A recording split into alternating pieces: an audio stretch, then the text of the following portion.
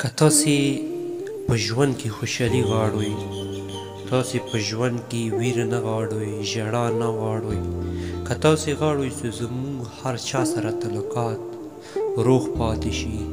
په کور کې مو تعلقات روغ پاتې شي، یارانو دوستانو سره مو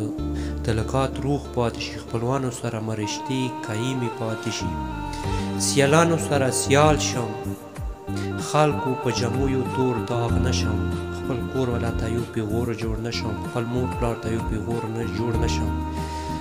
نو زما د یوه خبره ومنئ، نن سبا دا ور کې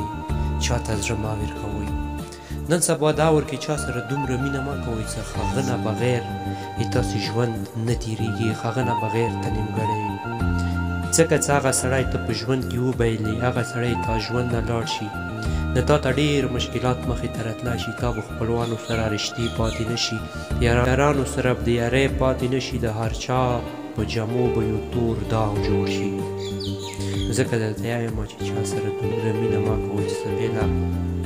هغه ته عادت جوړ شي، هغه نه بغیر تا ژوند نه تېرېږي.